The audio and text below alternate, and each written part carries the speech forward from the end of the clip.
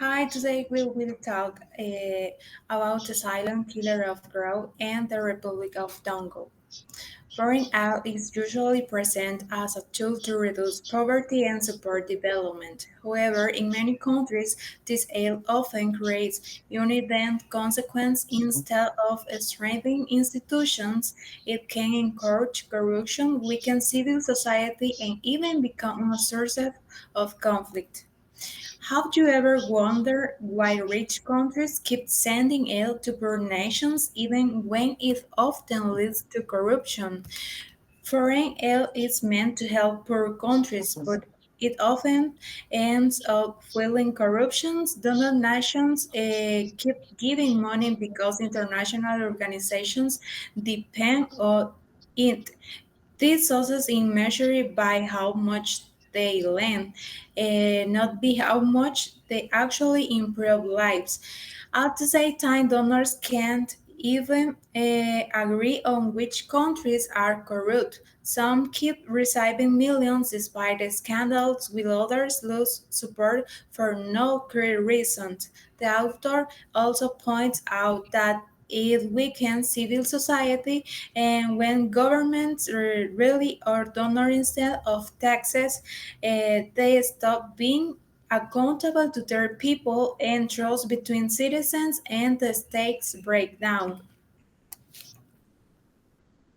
Okay, so the section I select is the economic limitations of aid.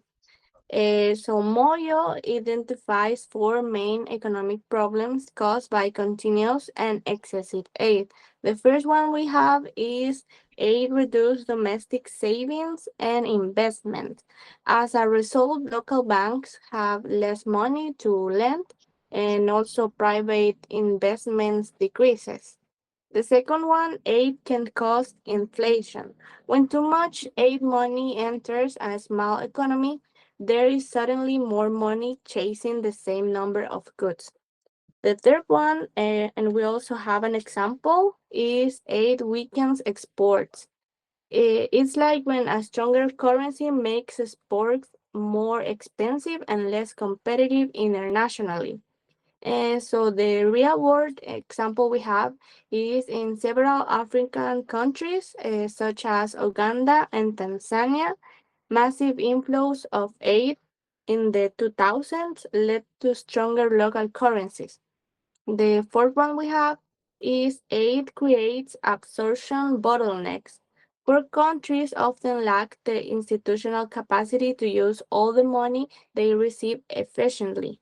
Personally, I think Moyo's critique is very important today because she makes us question whether traditional aid really helps countries develop or if it just keeps them dependent of the other countries. Instead of receiving endless aid, Mojo suggests that developing countries should look for other ways to grow.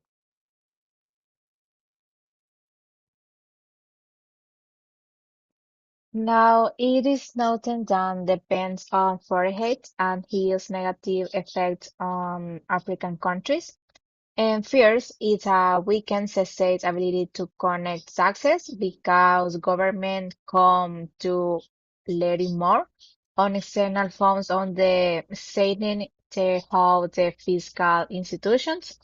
It is also leads government to many large and inefficient public sections and they allows the finance structures. And that do not contribute to the development. In addition, when a country depends too heavily on aid, donors help influence economy and political decisions, and which limits to the autonomy of African governments.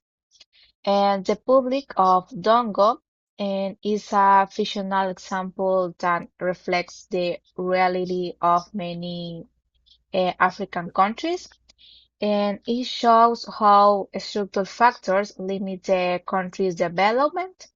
And despite heavily debuted from rising copper prices and the other causes, and Dongo remains healthy depends on foreheads have and which make up a significant portion of its economy on government funding. And overall, this description illustrates the combination of healthy crisis, economy, depends, and political weakness make countries like Dongo particularly vulnerability of instability. And that's all. And thank you for watching.